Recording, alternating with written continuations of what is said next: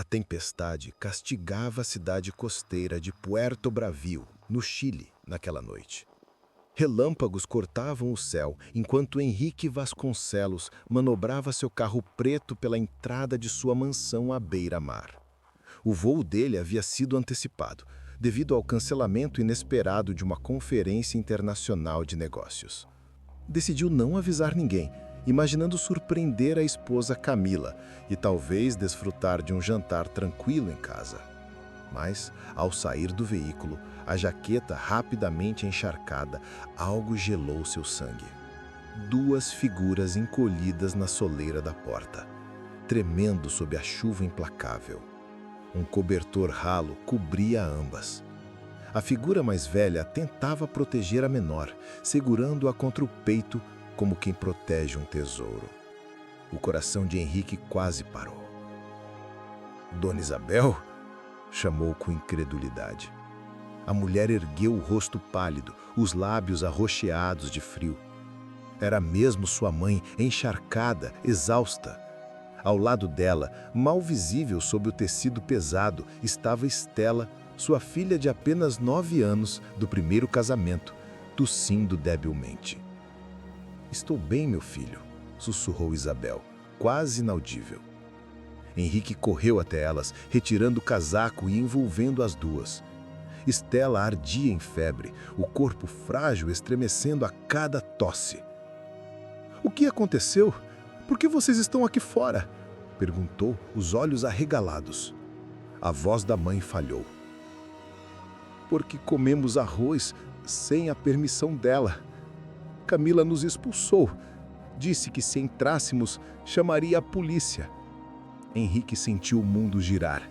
6 horas. Elas estavam ali desde o meio-dia, debaixo da tormenta, sem a medicação de Estela, que precisava ser dada de 4 em 4 horas. Os dedinhos da menina agarraram-se à camisa dele e ele pôde sentir o calor febril queimando através do pano molhado. Com uma mão apoiava a mãe, com a outra segurava a filha. Empurrou a porta da casa e o calor lá dentro parecia zombar do que acabara de testemunhar. No sofá, Camila estava sentada com fones de ouvido, mexendo no celular, indiferente à tempestade. Ao vê-los, seu rosto se transformou de surpresa em irritação. "Voltou cedo", disse, tirando os fones devagar. Henrique ficou parado, a chuva pingando deles, sua filha arfando em seus braços. "Você deixou minha mãe e minha filha doente na tempestade!" O silêncio da noite era cortado apenas pelo som dos grilos e do vento que balançava as árvores. Jonas, ainda intrigado com a presença da moça desmaiada em sua cama, não conseguiu dormir. Seu olhar fixo no teto carregava mais perguntas do que respostas. Quem era ela? De onde vinha?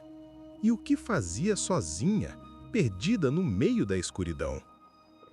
Na manhã seguinte, o cheiro de café fresco preencheu o pequeno chalé. Jonas, acostumado à solidão, estranhou a sensação de ter companhia. Aproximou-se da cama e percebeu que a moça despertava lentamente. Seus olhos marejados se abriram, revelando um misto de medo e alívio. "Você está segura aqui", disse Jonas com voz firme, mas gentil. Ela tentou falar, mas a garganta seca não deixou. Apenas segurou o braço dele como se temesse que tudo fosse apenas um sonho. Jonas então lhe ofereceu um copo d'água, que ela bebeu em goles desesperados. "Qual seu nome?" perguntou ele, tentando suavizar a tensão. Ela hesitou, respirou fundo e respondeu quase em sussurro: "Clara." O nome ecoou pelo chalé, trazendo consigo um peso invisível. Jonas percebeu o tremor de suas mãos, os olhos inquietos que pareciam carregar uma dor profunda. Clara não contou tudo de imediato. Apenas disse que precisava fugir, que não podia voltar. A cada palavra, sua voz vacilava entre a coragem e o desespero. Jonas, mesmo sem entender por completo, sentiu dentro de si um chamado antigo, um instinto de proteger. Mas, do lado de fora, a realidade não tardaria a bater à porta. O coronel Ivan já havia mobilizado homens pela região. Procuravam Clara como quem caça uma presa. E Jonas, sem saber, acabava de se colocar no caminho de um poder que não perdoava. Enquanto Clara observava pela janela, com os olhos marejados, Jonas se aproximou e disse com firmeza: "Se você precisar lutar, não vai lutar sozinha."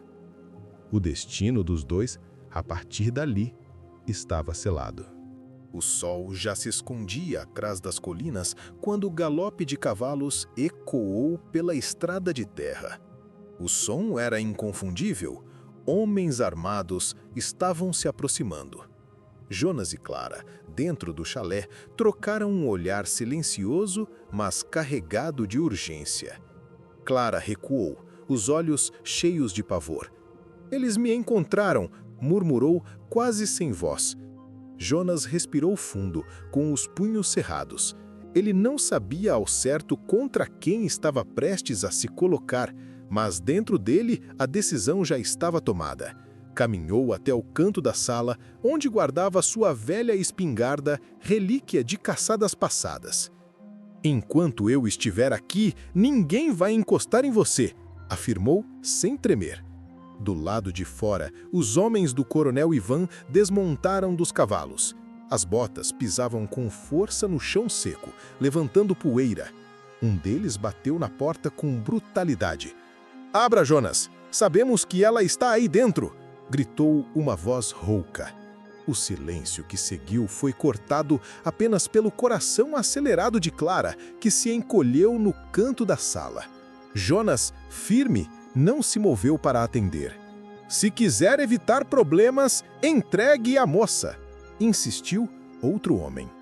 Ergueu a espingarda, apontando-a para a porta fechada e respondeu com firmeza: "Ninguém vai sair daqui." O ar ficou denso, como se a casa respirasse junto com eles. Clara olhou para Jonas, surpreso com a coragem daquele homem que mal conhecia. Uma lágrima escorreu por seu rosto, misturando-se ao medo e à esperança. Do lado de fora, os homens se entreolharam. O silêncio durou apenas alguns segundos, até que o barulho metálico de armas, sendo engatilhadas, preencheu a noite. A primeira batida mais forte contra a porta fez Clara se encolher ainda mais. Jonas, sem desviar o olhar, murmurou: "Se eles querem guerra, vão encontrar." A porta estremeceu sobre o impacto. O confronto estava prestes a começar. A madeira da porta rangeu alto antes de ceder de vez. Com um estrondo, os homens do coronel invadiram o chalé, armas em punho e olhos cheios de fúria. O ar se encheu de poeira e tensão. Jonas, já de arma erguida, disparou o primeiro tiro. O estampido ecoou como trovão, fazendo um dos capangas cair ao chão. Clara gritou, instintivamente se abaixando atrás da mesa. "Atrás de mim", Jonas ordenou, sem desviar os olhos da invasão. O chalé, pequeno e rústico, virou campo de batalha. Os homens avançavam, quebrando móveis, chutando portas internas. Jonas recarregava com destreza, cada tiro um recado de que ele não entregaria Clara tão facilmente. Um dos capangas conseguiu agarrar o braço dela, puxando-a com brutalidade. Clara lutou, se debatendo com todas as forças. "Solta!" gritou em desespero. Jonas avançou como um animal em defesa de sua presa. Com a coronha da espingarda, golpeou o homem até fazê-lo largar Clara.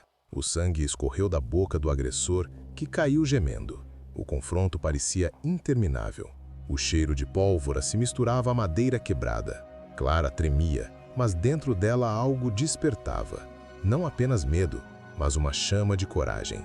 Ela agarrou um pedaço de madeira caída e, quando um dos invasores tentou agarrar Jonas por trás, golpeou-o com todas as forças. Jonas olhou para ela, surpreso. Pela primeira vez viu que aquela mulher, embora ferida pela vida, tinha uma força que nem ela mesma conhecia. Quando os últimos homens recuaram, feridos e humilhados, o silêncio voltou a reinar no chalé, mas era um silêncio carregado. Clara e Jonas sabiam que aquilo tinha sido apenas o começo. Do lado de fora, os cavalos se agitaram e um dos capangas gritou antes de fugir: "O coronel vai saber disso. Vocês vão pagar caro." Clara desabou em prantos e Jonas a envolveu em seus braços, firme, mas com olhar pesado. "Ele vai vir pessoalmente", disse num tom grave. "E quando isso acontecer, precisamos estar prontos." A noite havia testemunhado sangue, coragem e a promessa de uma guerra que apenas começava. A madrugada chegou carregada de tensão. O chalé de Jonas, ainda marcado pelo sangue e pela destruição da noite anterior, parecia respirar junto com o silêncio pesado que cercava a mata. Clara tentava descansar, mas o medo não a deixava. Jonas, em pé junto à janela, sabia que a calmaria era apenas o prelúdio da tempestade. E ela veio. O som dos cascos rompeu o silêncio, desta vez em maior número. Cavalos cercaram a propriedade e tochas iluminaram a escuridão. No centro deles, em seu cavalo negro, estava o coronel Ivan. Seu olhar era frio, calculista, e sua presença dominava o ambiente como um predador que finalmente encontra sua presa. "Jonas." A voz dele ecoou, grave e arrastada. "Entregue a mulher e eu poupo a sua vida." Jonas apertou a espingarda contra o peito, respirou fundo e respondeu da varanda: "Aqui ninguém manda, nem você." Um sorriso torto surgiu no rosto de Ivan, mas seus olhos continuavam sombrios. "Então vai morrer por ela, uma fugitiva, uma ingrata." Clara apareceu atrás de Jonas, firme apesar do medo. Sua voz trêmula, mas decidida, cortou o ar. "Prefiro morrer livre do que viver sendo sua prisioneira." Ivan, enfurecido, ergueu a mão. Os homens avançaram. O confronto foi brutal. Tiros, gritos e cavalos em desespero. Jonas lutava como um homem que nada mais tinha a perder, protegendo Clara com cada disparo, cada movimento. Ela, por sua vez, não se escondia mais, agarrava o que tivesse em mãos para ajudar. No auge da batalha, Jonas e Ivan ficaram frente a frente. O coronel desembainou sua arma, um revólver reluzente. Os dois se encararam, cada um representando mundos opostos, o poder e a opressão contra a coragem e a liberdade. O silêncio durou apenas um segundo antes do disparo. 2 tiros ecoaram quase ao mesmo tempo. O corpo do coronel cambaleou, seus olhos arregalados pela surpresa de não ser invencível. Ele caiu do cavalo, derrotado. Os capangas, ao verem um chefe morto, recuaram em desordem, fugindo pela escuridão. Clara correu até Jonas, que exausto ainda segurava a espingarda. Seus olhos se encontraram, cheios de lágrimas e alívio. Ela caiu em seus braços e ele a envolveu com a mesma firmeza de quem havia jurado protegê-la. O chalé, destruído, agora era símbolo de resistência. O céu começava a clarear, tingindo o horizonte de vermelho e dourado. O novo dia chegava, trazendo consigo não apenas a vitória, mas a promessa de um recomeço. Jonas olhou para Clara, acariciando seu rosto com delicadeza. "Agora você está livre." Ela sorriu entre lágrimas. "Não, Jonas, nós estamos livres." E assim, entre cinzas e esperança, nascia uma nova história.